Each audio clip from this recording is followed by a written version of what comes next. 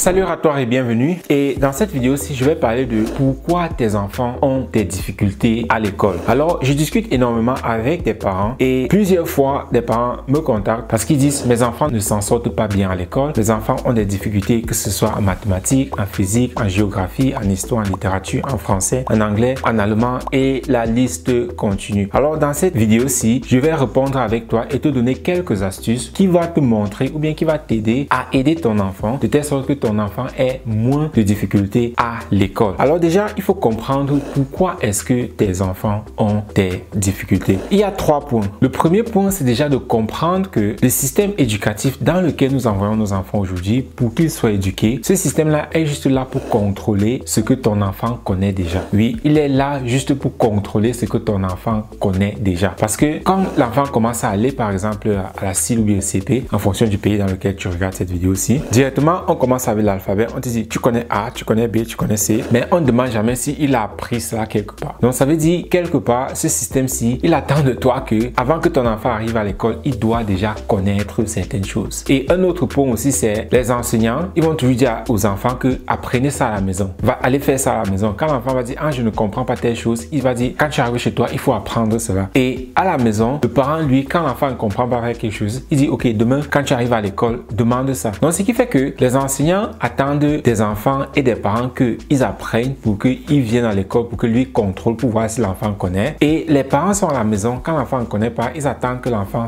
aille à l'école pour apprendre et puis vient leur montrer que, ok, j'ai bel et bien appris quelque chose. Donc, c'est dans un circuit où on se trouve, où l'autre attend de l'autre que l'autre apprend l'autre. Bizarre. Et l'autre point aussi, c'est de comprendre que dans des salles de classe aussi, en fonction d'où est-ce que tu te trouves, en Europe, par exemple, ou bien aux États-Unis, en moyenne, nous avons entre 20 et 30 enfants par salle de classe. Dans certains pays, c'est un peu plus, mais en moyenne, nous sommes à ce niveau-là. Et je dis toujours aux parents, imagine-toi que tu étais un parent avec 30 enfants. Donc, imagine-toi que tu es une maman et que tu accouches 30 enfants, que tu as 30 enfants pour toi, tes propres enfants. Alors, comment est-ce que tu vas t'occuper d'eux? Quand je dis tout ça, les parents me disent, non, attends, oh, déjà accoucher jusqu'à 30, c'est difficile. J'ai dit, ok, laissons cette partie-là, mais si tu accouches jusqu'à 30, comment est-ce que tu vas t'occuper d'eux? D'autres me disent que seulement avec un enfant, c'est ma tête chauffe tous les jours. D'autres qui ont 3, d'autres qui ont 4, d'autres qui ont 5 disent que j'arrive même pas à respirer. Là, je dis exactement. Alors, imagine alors avec 30. Ça que d'autres me disent, c'est impossible. Je vais que mourir. Là, je leur dis, c'est dans cette condition-là que nos enfants sont quand ils sont à l'école. Donc, nous avons un enseignant, à lui seul, 20 à 30 enfants. Parfois, on dit, ouais, mais ils ont un assistant. Ok, ça fait 2 enseignants pour 30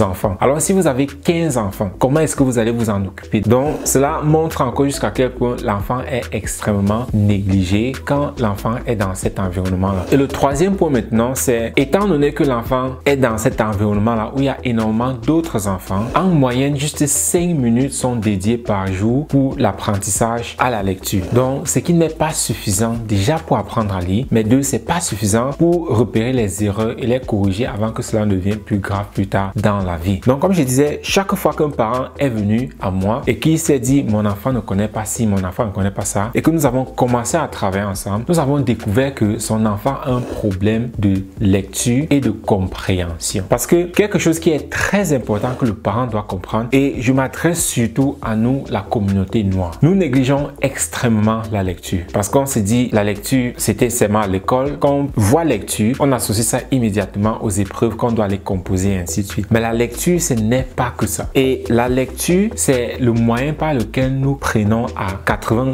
ou jusqu'à 90% des informations. Donc, c'est le moyen le plus utilisé pour prendre des informations. Parce que quand votre enfant est en classe, majoritairement, on lui donne les épreuves ou bien les exercices sont dans les livres, dans les cahiers. Il doit lire pour les traiter. Et alors, si votre enfant ne sait pas lire, quel qu'en soit le problème que vous lui donnez, il aura des difficultés. Oui, quel qu'en soit le problème que vous lui donnez, il aura des difficultés. Et là, beaucoup de parents vont me dire, ouais, mais mon enfant, il sait lire, hein, c'est pas lire qui a un problème. Hein. Quand je lui donne le livre, il lit. Même c'est intéressant parce que ça renvoie au concept de... J'ai toujours dit aux parents qui ont des petits-enfants que ne leur apprenez jamais l'alphabet en chanson. Parce que beaucoup de parents aussi avec qui nous travaillons, avant qu'ils n'arrivent chez nous, ils ont passé le temps à apprendre l'alphabet à leur enfant en chanson et chaque fois, il se disait toujours mon enfant connaît l'alphabet, mon enfant connaît l'alphabet. C'est quand on dit ok, c'est quoi C, c'est quoi D, l'enfant il ne sait plus quoi faire. Mais si on lui dit ok, tu connais l'alphabet, oui, il commence à chanter. Mais si on lui demande plus spécifiquement c'est quoi telle lettre, il n'a aucune idée. Et c'est pareil pour la lecture. Vous allez voir énormément d'enfants, vous leur donnez quelque chose, ils lisent, mais même si ce n'est qu'une phrase de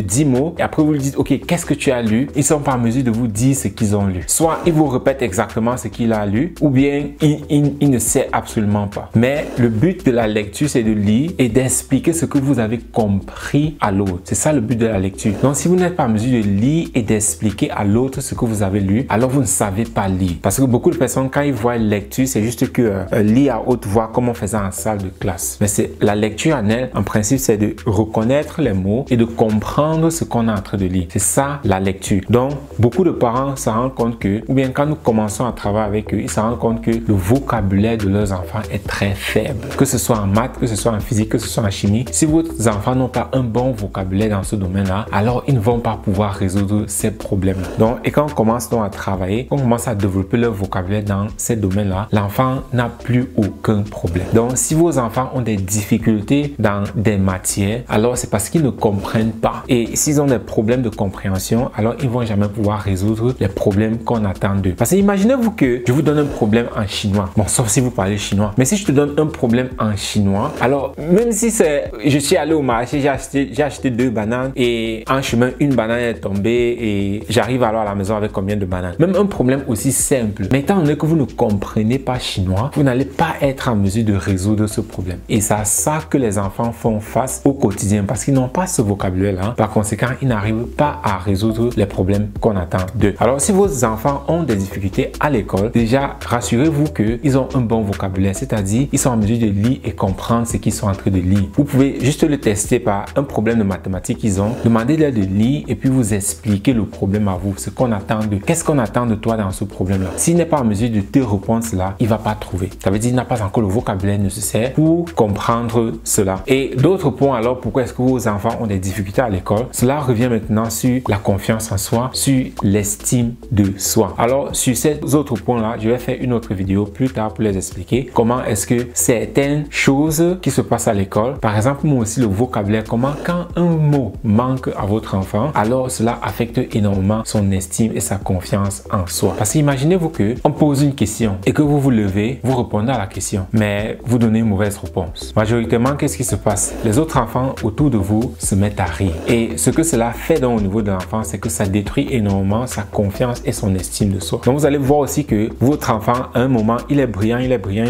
mais à un certain moment, il ne travaille plus bien, il commence à être timide, il commence à se renfermer sur lui. Alors, il a sûrement subi un truc de la sorte où il a été humilié et par conséquent, il ne veut plus rien faire. Donc, ça peut aussi être ça le cas. Donc, je vais encore plus en parler dans une prochaine vidéo, mais voilà déjà ce point-ci de la lecture. Donc, lire et comprendre, c'est le premier facteur pourquoi est-ce que les enfants n'arrivent pas à bien travailler leurs devoirs et ainsi de suite à l'école.